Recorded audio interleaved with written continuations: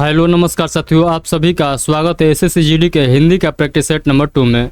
तो जितने भी एसएससी जीडी की तैयारी करने वाले स्टूडेंट हैं सभी लोग जल्दी जल्दी से इस सेशन से जुड़ जाइएगा। और मैं आप लोग को बतला दूं, जो न्यू स्टूडेंट हैं उनको मैं बतलाता हूं कि ऑलरेडी जो है प्रैक्टिस सेट नंबर 1 हो चुका है हिंदी का, और प्रैक्टिस सेट नंबर 1 और 2 हो चुका है जीएस का। और ये सेशन नहीं देखे हैं तो आप लोग जाकर इस चैनल की प्लेलिस्ट के माध्यम से जरूर देख लीजिएगा। तो चलिए हम लोग बिना किसी देरी के इस प्रैक्टिस सेट को हम लोग स्टार्ट करते हैं। तो क्वेश्चन नंबर पहला आप लोग के सामने क्वेश्चन पढ़िएगा और इसका राइट आंसर बतलाइएगा। कर रहा है, निम्नलिखित प्रश्नों में 4 विकल्पों में से उस विकल्प का चयन करें जो दिए गए मुहावरे का सही अर्थ वाला विकल्प है। तो आप लोग देखिएगा, कर रहा है आपे से बाहर होना, आपे से बाहर होना, इस मुहावरे का आप लोग को सही अर्थ बतलाना है। तो इसका राइट आंसर हो जाएगा सामर्थ्य से अधिक क्रोध प्रकट करना, यानी ऑप्शन नंबर बी इस क्वेश्चन का राइट आंसर हो जाएगा।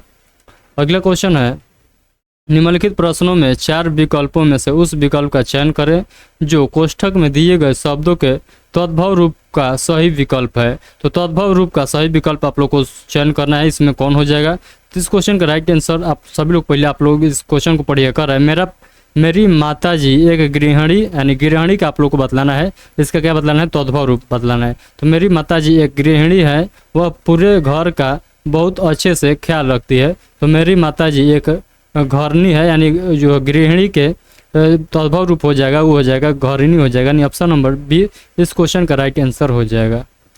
चलिए अगला क्वेश्चन देखते हैं। कर है, दिए गए शब्द का पर्यायवाची ज्ञात कीजिए। तो पवन का पर्यायवाची आप लोग को ज्ञात करना है। तो पवन का पर्यायवाची जो होता है हवा होता है। तो पवन का पर्यायवाची क्या होता है, हवा होता है, नहीं ऑप्शन नंबर डी इस क्वेश्चन का राइट आंसर हो जाएगा। अगला क्वेश्चन है, निम्नलिखित प्रश्नों में 4 विकल्प में से उस विकल्प का चयन करें जो वाक्यांशों के लिए एक शब्द का विकल्प हो। तो बतलाइएगा, मतलब जो वाक्य दिया गया है इसका अर्थ आप लोग को एक शब्द में बतलाना है। कर है, जिस पर हमला किया गया हो उसे हम लोग एक शब्द में क्या कहेंगे, तो उसे कहेंगे आक्रांत, आक्रांत कहेंगे। जिस पर हमला किया गया हो उसे हम लोग आक्रांत कहेंगे, यानी ऑप्शन नंबर ए इस क्वेश्चन का राइट आंसर हो जाएगा। अगला क्वेश्चन है, दिए गए वाक्य का वह भाग ज्ञात करें जिसमें कोई त्रुटि है। तो आप लोग को बतलाना है कहाँ पर त्रुटि है। कर है, यद्यपि वह पढ़ा लिखा है परंतु मुखरता के कार्य करता है। तो परंतु मुखरता के, तो परंतु मुखरता के जो है, तो यहाँ पर परंतु जो लिखा गया है, तो परंतु जो है यहाँ पर गड़बड़ लिखा गया है, यानी यहाँ पर जो परंतु की जगह होना चाहिए था ये होना चाहिए था तथापि। यद्यपि प्रयोग किया गया है तो यहाँ पर तथापि होना चाहिए था, इसीलिए ऑप्शन नंबर ए में परंतु हम लोग को दिखाई दे रहा है, इसीलिए ऑप्शन नंबर ए को हम लोग गलत करार देंगे। इस क्वेश्चन का right answer option number A हो जाएगा। अगला क्वेश्चन है, निम्नलिखित प्रश्नों में से दिए गए 4 विकल्पों में से उस विकल्प का चयन करें जो दिए गए मुहावरे के अर्थ को सर्वश्रेष्ठ रूप से व्यक्त करता है। तो आप सभी लोग बतलाइएगा, यहाँ पर जो वाक्य दिया गया है, लिखा गया है खिलिया उड़ाना, खिलिया उड़ाना, इसका आप लोग को अर्थ बतलाना है। तो खिलिया उड़ाना यानी उपहास करना। तो खिलिया उड़ाना यानी उपहास करना, ऑप्शन नंबर बी इस क्वेश्चन का राइट आंसर हो जाएगा। अगला क्वेश्चन देखिए, कर है, दिए गए वाक्य का वह भाग ज्ञात करे जिसमें कोई त्रुटि है। तो कर है, उसके पास 50 ग्राम सोने हैं जिसका हार बनवाना है। तो जिसका हार बनवाना है तो 50 ग्राम सोने है। तो 50 ग्राम सोने है, तो इसमें त्रुटि है, यानी ऑप्शन नंबर 20 बी में जो है यहाँ पर त्रुटि है। तो इस क्वेश्चन का right answer option number B हो जाएगा।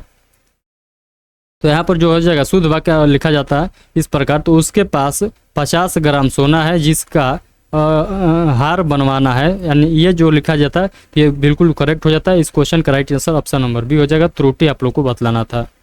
अगला क्वेश्चन है, दिए गए वाक्य में रेखांकित शब्द के लिए सही शब्द वाले विकल्प का चयन करना है। तो चलिए देखते हैं, यहाँ पर कह रहा है तुम्हारी घड़ी में कै बजा है। तो तुम्हारी घड़ी में, तो घड़ी में जो है यहाँ पर घड़ी में कै जो है रेखांकित किया गया है, तो घड़ी में कै का आप लोग को बतलाना है।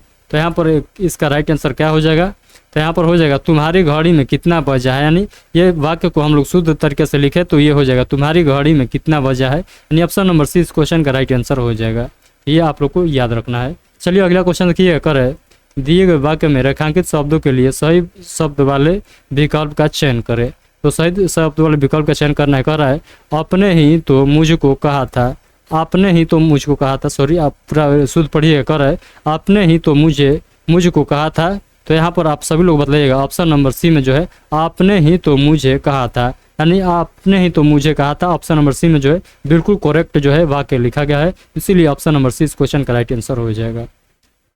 अगला क्वेश्चन है, निम्नलिखित प्रश्नों में 4 विकल्पों में से उस विकल्प का चयन करें जो कोष्ठक में दिए गए शब्द के विलोम शब्द का सही विकल्प है। तो यहाँ पर देखिए अगर है, क्या वह दूसरों से जुड़ी ऐसी जटिल बात को समझने के काबिल है। तो बताइएगा जटिल के आप लोग को बतलाना है। तो जटिल का विलोम हो जाएगा सरल। तो जटिल का विलोम क्या हो जाएगा, सरल हो जाएगा। तो इस क्वेश्चन का right answer option number C हो जाएगा। अगला क्वेश्चन है, निम्नलिखित प्रश्नों में 4 विकल्पों में से उस विकल्प का चयन करें जो कोष्ठक में दिए गए शब्द के पर्यायवाची शब्द का सही विकल्प है। तो कोष्ठक वाले शब्द का आप लोग को पर्यायवाची बतलाना है। तो हम लोग ज़्यादा नहीं पढ़ते हैं, यहाँ पर वस्त्र का पर्यायवाची आप लोग को बतलाना है। तो वस्त्र का पर्यायवाची आप लोग को हो जाएगा, ये 2 हो जाएगा, दुकुल हो जाएगा। दुकुल हो जाएगा ऑप्शन नंबर डी, इस क्वेश्चन का राइट आंसर हो जाएगा। वस्त्र का पर्यायवाची आप लोग याद रख सकते हैं, कपड़ा, ये कपड़ा, पट, अंबर, परिधान, वस्त्र, ये सब हो जाएगा, वस्त्र का पर्यायवाची हो जाएगा। अगला क्वेश्चन है, दिए गए वाक्य में रेखांकित शब्द के लिए सही वर्तनी वाले शब्द का ज्ञात करना है। कर है मेहनत करके जीवन व्यतीत करना। तो मेहनत जो रेखांकित किया गया है यहाँ से यहाँ तक, इसका आप लोग को बतलाना है वर्तनी, शुद्ध वर्तनी। ये हो जाएगा मेहनत हो जाएगा, मेहनत नहीं होता है, यानी में पर एक पाई होगा, यानी मेहनत हो जाएगा। ऑप्शन नंबर डी इस क्वेश्चन का राइट आंसर हो जाएगा। चलिए अगला क्वेश्चन देखिएगा, पर दिए गए वाक्य में से गलत वर्तनी ज्ञात करना है। तो गलत वर्तनी वाले शब्द को आप लोग को ज्ञात करना है। पर इसके अंतर्गत भिन्न प्रकार के प्रांत आते हैं। तो इसके अंतर्गत जो लिखा गया है, अंतर्गत जो लिखा गया बिल्कुल गलत लिखा गया है। अंतर्गत जो है कुछ इस प्रकार से लिखा जाएगा जो ऑप्शन नंबर बी में है। तो इस क्वेश्चन का right answer option number B हो जाएगा। तो ये आप लोग को ध्यान रखना है इस शब्द को।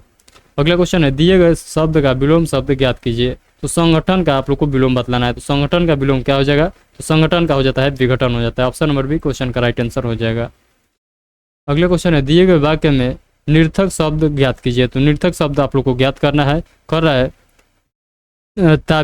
ताबकी उठाओ और पढ़ना शुरू करो। तो ताबकी उठाओ नहीं, पुस्तक उठाओ और ताबकी, यहाँ पर क्या लिखा गया, ताबकी उठाओ और पढ़ना शुरू करो। तो यहाँ पर ताबकी नहीं होगा, तो ताबकी वाले ऑप्शन में जो है ये गलत लिखा गया है। तो इस क्वेश्चन का राइट आंसर हो जाएगा ऑप्शन नंबर ए। यहाँ पर वाक्य शुद्ध कैसे बनेगा, पुस्तक उठाओ और पढ़ना शुरू करो। तो इस प्रकार से जो है ये वाक्य बन सकता है। तो इस क्वेश्चन का right answer option number A हो जाएगा।